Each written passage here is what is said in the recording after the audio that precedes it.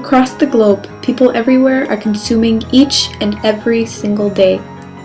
America sits atop the world's consumerist throne, sucking up 20% of the world's resources, despite only taking up 1/20th of the world's population. But why do we consume so much? Well, that's simple. Items that we may have once considered luxuries are now viewed as necessities. So, what is consumerism?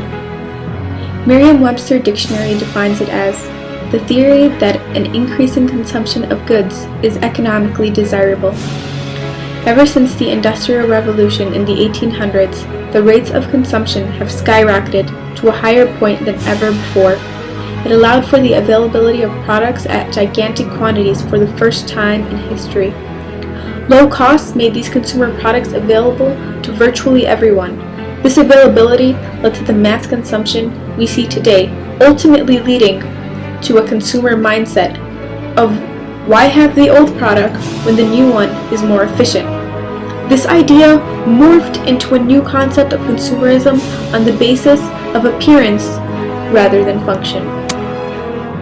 Since the 1950s, people everywhere on the globe have consumed more goods than the combined total number of people throughout history.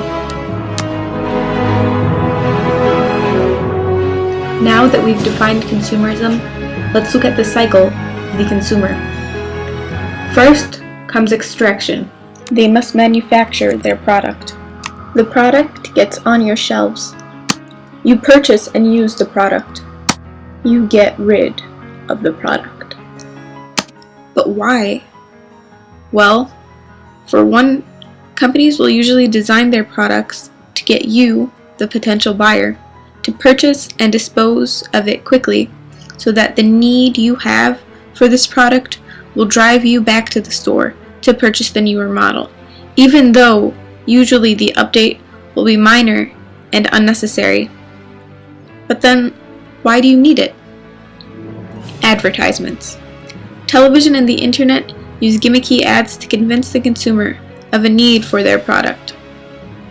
Credit cards were first promoted as a convenience to traveling salesmen when they were introduced by the Diners Club in the 1950s.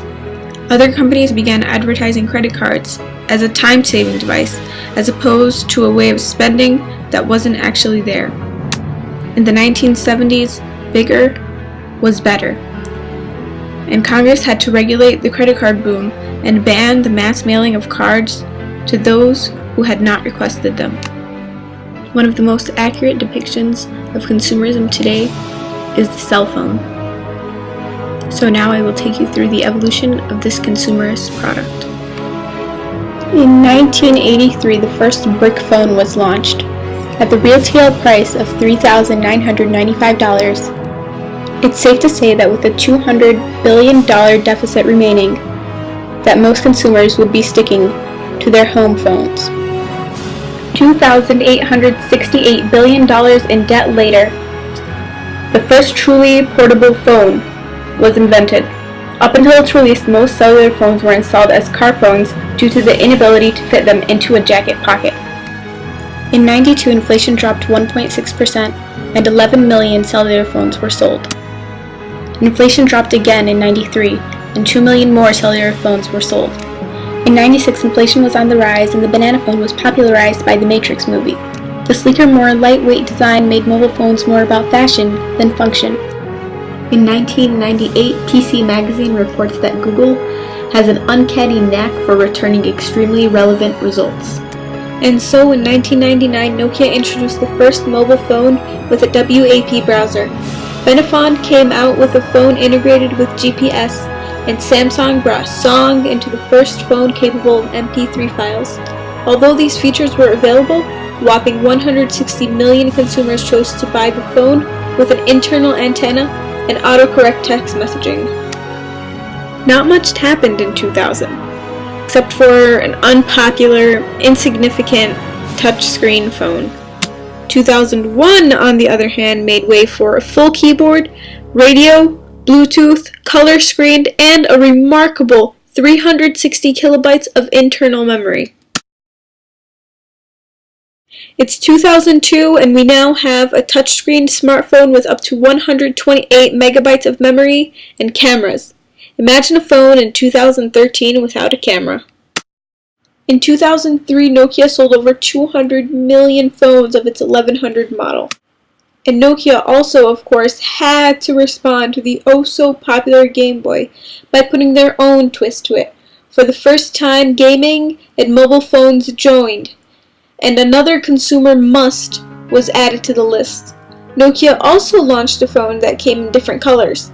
Now, phones had personality. 2004. Who could forget the Razr? This sleek design drove people into wanting more appealing cell phones, and phones with complete internet access were made available. 2000, the first pocket PC phone was made, and the Razr came in hot pink.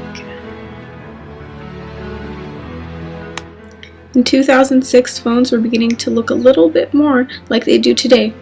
Smartphones were on the rise, and with a full keyboard and well-designed phones were put on the radio. By 2007, the original iPhone had been released. Smartphones were becoming more commonplace, and we see technology starting to transform into what it is today. In 2008, a newer iPhone came out. It was smaller and had more features. Other phones began to implement the App Store, or at least their version of it. But in 2008 still, although these phones were available, not everyone had them. They weren't yet necessities. In 2009, smartphones were beginning to be much more of an option. They had 3G capabilities, more compact design, and they also came in cheaper alternatives. From 2010 to 2012, we start to see a smartphone competition between companies. Customers began to grow emotionally attached to a certain brand.